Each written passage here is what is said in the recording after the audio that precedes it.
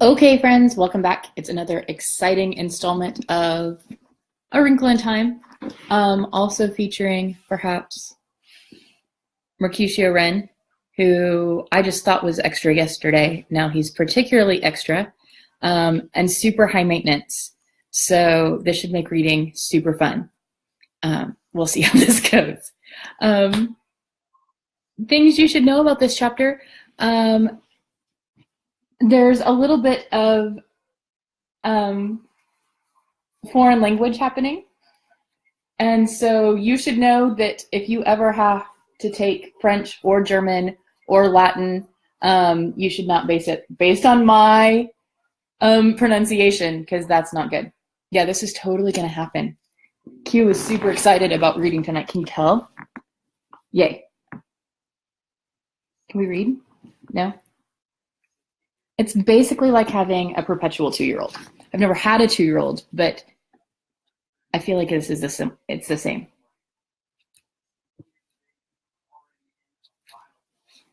Yeah, pretty much the same. Okay, so in chapter 1, we met Meg and Charles Wallace and Mrs. Watson. And so let's just dive in to chapter 2 of A Wrinkle in Time by Madeleine L'Engle. When Meg woke to the jangling of her alarm clock, the wind was still blowing, but the sun was shining. The worst of the storm was over. She sat up in bed, shaking her head to clear it. It must have been a dream. She'd been frightened by the storm and worried about the tramp, so she just dreamed about going down to the kitchen and seeing Mrs. Whatsit and having her mother get all frightened and upset by that word. What was it? Tess something. She dressed hurriedly, picked up the kitten still curled on the bed, and dumped it unceremoniously on the floor. The kitten yawned, stretched, gave a piteous meow, and trotted out of the attic and down the stairs. Meg made her bed and hurried after it. In the kitchen, her mother was making French toast, and the twins were already at the table. The kitten was lapping milk out of a saucer. "Where's Charles?" Meg asked. "Still asleep. We had rather an interrupted night, if you remember." "I hoped it was a dream," Meg said. Her mother carefully turned over 4 slices of French toast, then said in a steady voice, No, Meg, don't hope it was a dream. I don't understand it any more than you do, but one thing I've learned is that you don't have to understand things for them to be. I'm sorry I showed you I was upset. Your father and I used to have a joke about a tesseract." "What is a tesseract?" Meg asked. "It's a concept." Mrs. Murray handed the twins the syrup. "I'll try to explain it to you later. There isn't time before school." "I don't see why you didn't wake us up," Dennis said. "It's a jip that we missed out on all the fun. You'll be a lot more awake in school today than I will." Meg took her French toast to the table. "Who cares?" Sandy said. "If you're going to let old tramps come into the house in the middle of the night, Mother, you ought to have Den and me around to protect you." "After all, Father would expect us to," Dennis added. "We know you have a great mind and all, Mother," Sandy said, "but you don't have much sense. And certainly Meg and Charles don't." "I know. We're morons." Meg was bitter. "I wish you wouldn't be such a dope, Meg. Syrup, please." Sandy reached across the table. "You don't have to take everything so personally. Use a happy medium, for heaven's sake. You just goof around in school and look out the window and you don't pay any attention." "You make things harder for yourself," Dennis said. "And Charles Wallace is going to have an awful time next year when he starts school. We know he's bright, but he's so funny when he's around other people, and they're so used to thinking he's dumb. I don't know what's going to happen to him. Sandy and I'll sock anybody who picks on him, but that's about all we can do." "Let's not worry about next year till we get through this one," Mrs. Murray said. "More French toast, boys?" At school, Meg was tired and her eyelids sagged, and her mind wandered. In social studies, she was asked to name the principal imports and exports of Nicaragua, And though she had looked them up dutifully the evening before, now she could remember none of them. The teacher was sarcastic. The rest of the class laughed, and she flung herself down in her seat in a fury. Who cares about the imports and exports of Nicaragua anyhow? She muttered. If you're going to be rude, Margaret, you may leave the room, the teacher said. Okay, I will. And Meg flounced out. During study hall, the principal sent for her. What seems to be the problem now, Meg? He asked pleasantly enough. Meg looked sulkily down on the floor. Nothing, Mr. Jenkins. Miss Porter tells me you were inexcusably rude. Meg shrugged. Don't you realize that you just make everything harder for yourself by your attitude? The principal asked. Now, Meg, I'm convinced that you can do the work and keep up with your grade if you will apply yourself, but some of your teachers are not. You're going to have to do something about yourself. Nobody can do it for you. Meg was silent. Well, what about it, Meg? I don't know what to do, Meg said. You could do your homework, for one thing. Wouldn't your mother help you? If I ask her to. Meg, is something troubling you? Are you unhappy at home? Mr. Jenkins asked. At last, Meg looked at him, pushing her glasses in a characteristic gesture. Everything's fine at home. I'm glad to hear it, but I know it must be hard on you to have your father away. Meg eyed the principal warily, ran her tongue over the barbed line of her bracelets. Have you had any news from him lately? Meg was sure it was not only imagination that made her feel that behind Mr. Jenkins' surface concern was a gleam of avid curiosity. Wouldn't he like to know, she thought. And if I knew anything, he's the last person I'd tell. Well, one of the last. The postmistress must know that it was almost a year now since the last letter, and heavens knows how many people she'd told, or what unkind guesses she'd made about the reason for the long silence. Mr. Jenkins waited for an answer, but only Meg shrugged. Just what was your father's line of business? Mr. Jenkins asked. Some kind of scientist, wasn't he? He is a physicist. Meg bared her teeth to reveal two ferocious lines of braces. Meg, don't you think you'd better make an adjustment to your life you'd make a better adjustment to your life if you faced facts? I do face facts, Meg said. They're a lot easier to face than people, I can tell you. Then why don't you face facts about your father?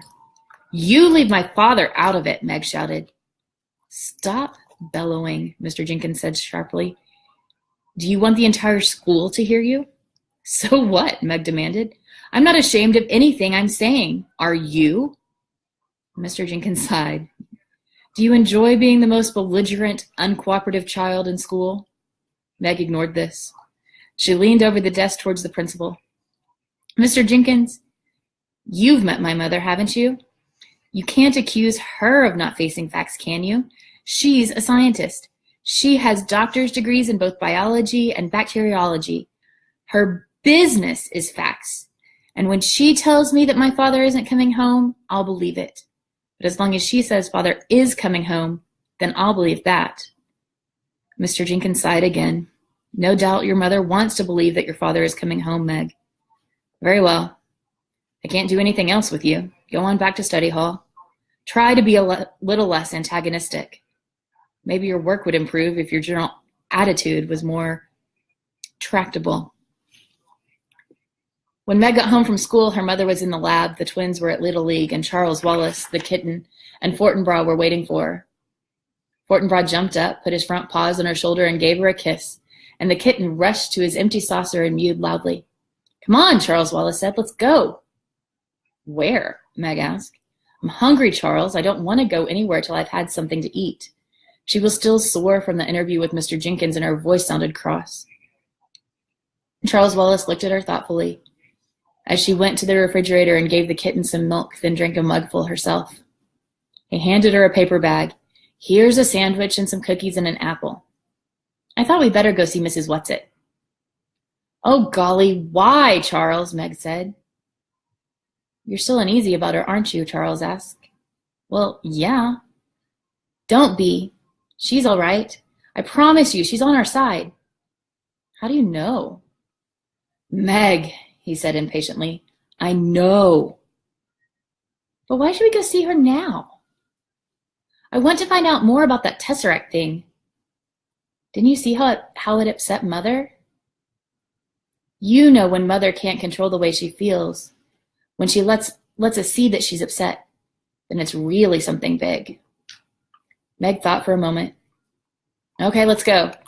But let's take Fortinbras with us. Well, of course. He needs the exercise. They set off, Fortinbras rushing ahead, then doubling back to the two children, then leaping off again. The Murrays lived about 4 miles out of the village. Behind the house was a pine woods, and it was through this that Charles Wallace took Meg. Charles, you know she's going to get in awful trouble, Mrs. Whatsit, I mean, if they find out she's broken into the haunted house. And taking Mrs. Buncombe's sheets and everything, they could send her to jail. One of the reasons I want to go over this afternoon is to warn them. Them? I told you she was there with 2 friends. I'm not even sure it was Mrs. Whatsit herself who took the sheets, though I wouldn't put it past her. But what would she want all those sheets for? I intend to ask her, Charles Wallace said, and to tell them that they'd better be more careful. I don't think they'll let anybody find them, but I just thought we ought to mention the possibility. Sometimes during vacation, some of the boys go out there looking for thrills, but I don't think anybody is apt to right now, what with basketball and everything.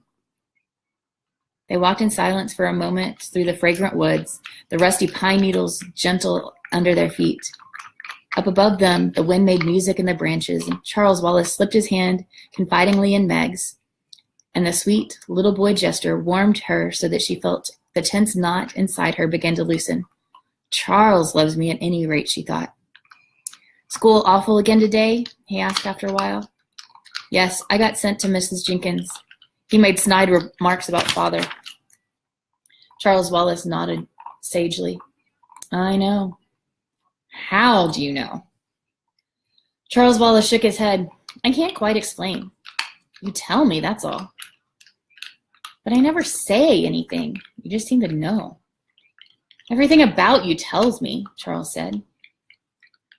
How about the twins? Meg asked. Do you know about them too? I suppose I could if I wanted to, if they needed me. But it's sort of tiring, so I just concentrate on you and Mother. You mean you read our minds? Charles Wallace looked troubled. I don't think it's that. It's being able to understand a sort of language. Like, sometimes I concentrate very hard. I can understand the wind talking with the trees. You tell me, you see, sort of inadvertently. That's a good word, isn't it? I got Mother to look it up in the dictionary for me this morning. I really must learn to read, except I'm afraid it will make it awfully hard for me in school next year if I already know all the things. I think it will be better if people go on thinking I'm not very bright. They won't hate me quite so much. Ahead of them, Fortinbras started barking loudly. The warning bay that usually told them that a car was coming up the road or that someone was at the door. Somebody's here, Charles Wallace said sharply. Somebody's hanging around the house. Come on. He started to run, his short legs straining. At the edge of the wood, Fortinbras stood in front of the boy, barking furiously. As they came panting up, the boy said, For crying out loud, call off your dog. Who is he? Charles Wallace asked Meg. Calvin O'Keefe. He's in regional, but he's older than I am. He's a big bug. It's all right, fella. I'm not going to hurt you, the boy said to Fortinbras. Sit, Fort, Charles Wallace commanded, and Fortinbras dropped to his haunches in front of the boy, a low growl still pulsing in his dark throat. Okay, Charles Wallace put his hands on his hips. Now tell me what you're doing here. I might ask the same of you, the boy said with some indignation. Aren't you 2 of the Murray kids? This isn't your property, is it? He started to move, but Fortinbras' growl grew lower, and he stopped. Tell me about him, Meg, Charles Wallace demanded. What would I know about him? Meg asked. He's a couple of grades above me, and he's on the basketball team. Just because I'm tall, Calvin sounded a little embarrassed. Tall he certainly was, and skinny. His bony wrists stuck out of the sleeves of his blue sweater. His worn corduroy trousers were 3 inches too short. He had orange hair that needed cutting and the appropriate freckles to go with it. And his eyes were an oddly bright blue. "Tell us what you're doing here," Charles Wallace said. "What is this, the 3rd degree? Aren't you the one who's supposed to be the moron?" Meg flushed with rage, but Charles Wallace answered placidly, "That's right. If you want me to call my dog off, you'd better give." "Most peculiar moron I've ever met," Calvin said. "I just came to get away from my family." Charles Wallace nodded. "What kind of family?"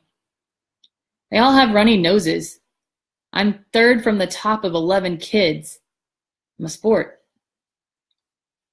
At that, Charles Wallace grinned widely. "So am I. I don't mean like in basketball," Calvin said. "Neither do I." "I mean like in biology," Calvin said suspiciously.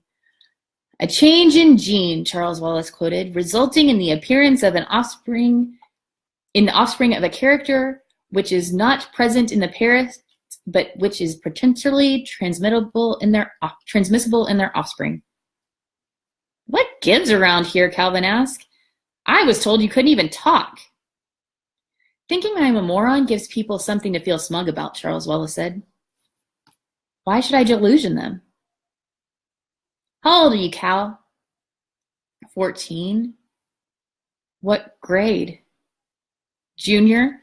11th. I'm bright. Listen, did anybody ask you to come down here this afternoon?"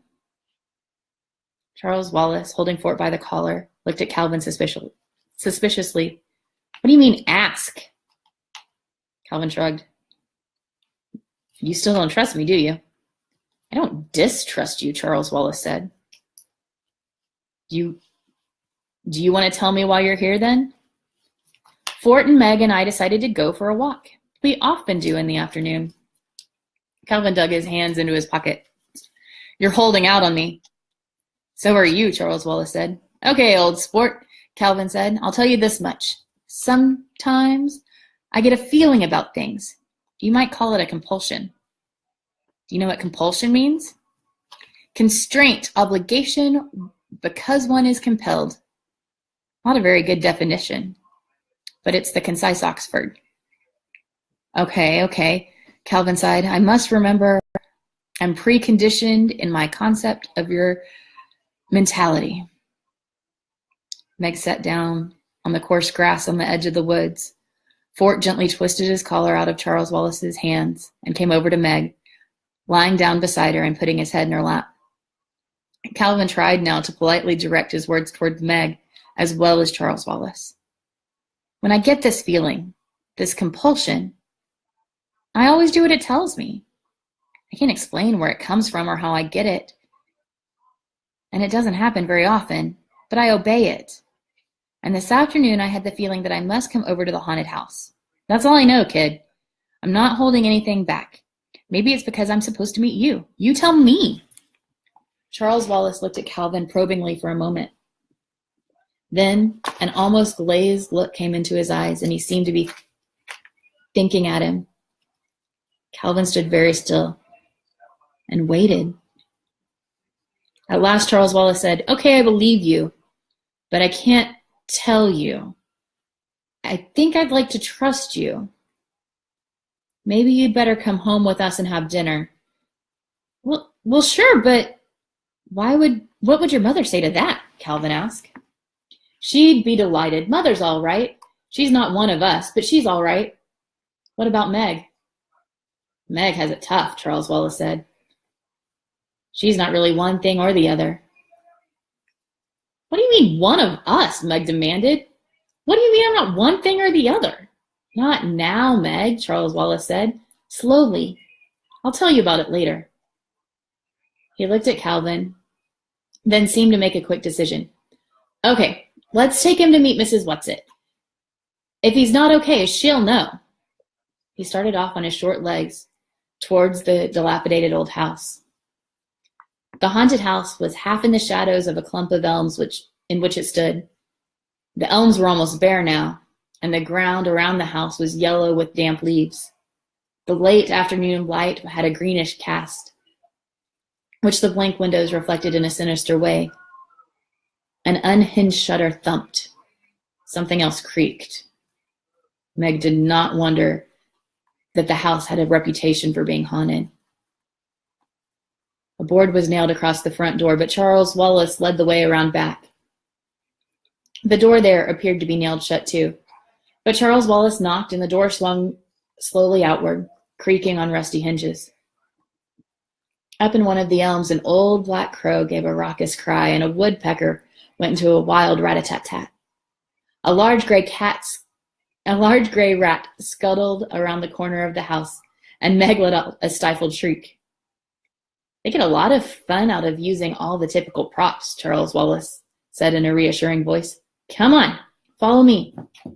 Calvin put a strong hand to Meg's elbow, and Fort pressed against her leg. Happiness out of their concern was so strong in her that panic fled, and she followed Charles Wallace into the dark recesses of the house without fear. They entered a sort of kitchen. There was a huge fireplace with a big black pot hanging over a merry fire. Why had there been no smoke visible from the chimney?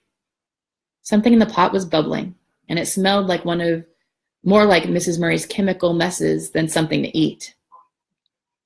In a dilapidated Boston rocker sat a plump little woman. She wasn't Mrs. Whatsit. So she must, Meg decided, be one of Mrs. Whatsit's two friends. She wore enormous spectacles, twice as thick and twice as large as Meg's, and she was sewing busily with rapid jabbing stitches on a sheet. Several other sheets lay on the dusty floor. Charles Wallace went up to her. I don't really think you ought to have taken Mrs. Buncombe's sheets without consulting me, he said, as cross and bossy as only a very small boy can be. What on earth do you want them for? The plump little woman beamed at him. Why, Charlie, my pet. Le coeur a ses raisons que la raison connaît point. French, Pascal. The heart has its reasons where reason knows nothing. Well, that's not appropriate at all, Charles said crossly. Your mother would find it so. A smile seemed to gleam through the roundness of the spectacles. I'm not talking about my mother's feelings about my father, Charles Wallace scolded. I'm talking about Miss Buncombe's sheets. The little woman sighed. The enormous glasses caught the light and shone like owl's eyes. In case we need ghosts, of course. I should have thought you'd guessed. If we have to frighten anybody away, what's it thought we ought to do it appropriately? That's why it's so much fun to stay in the haunted house. But we really didn't mean for you to know about the sheets. Au frische tat, German. In flagrante delicto, Latin. Caught in the act, English. As I was saying, but Charles Wallace held up a hand in a peremptory gesture. Mrs. Who? Do you know this boy? Calvin bowed. Good afternoon, ma'am. I didn't quite catch your name. Mrs. Who will do, the woman said. He wasn't my idea, Charlesy, but I think he's a good one. Where's Mrs. Whatsit? Charles asked.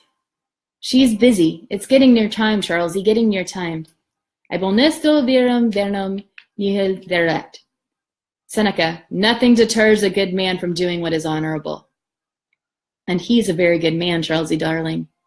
And right now he needs our help. Who? Meg demanded. Ah, little Megsy! Lovely to meet you, my sweetheart. Your father, of course. Now go home, loves. The time is not yet ripe. Don't worry, we won't go without you. Get plenty of food and rest. Feed Calvin up. Now off with you. Justiaste soro fides. Latin again, of course. Faith is the sister of justice. Trust in us. Now shoo. And she fluttered up from the chair and pushed them out the door with surprising power. Charles, Meg said, I don't understand. Charles took her by the hand and dragged her away from the house. Fortinbras ran ahead and Calvin was close behind them. No, he said, I don't either yet. Not quite. I'll tell you what I know as soon as I can. But you saw Fort, didn't you? Not a growl. Not a quiver. Just as though there weren't anything strange about it. So you know it's okay. Look, do me a favor, both of you. Let's not talk about it till we've had something to eat. I need fuel so I can sort things out and assimilate them properly. Lead on, moron, Calvin cried. I've never even seen your house, and I'll have the funniest feeling that for the first time in my life, I'm going home. And that, dear ones, is the end of chapter 2. So tomorrow night at 7:45, we'll do chapter 3, where we will figure out about Mrs. Witch. See you tomorrow night.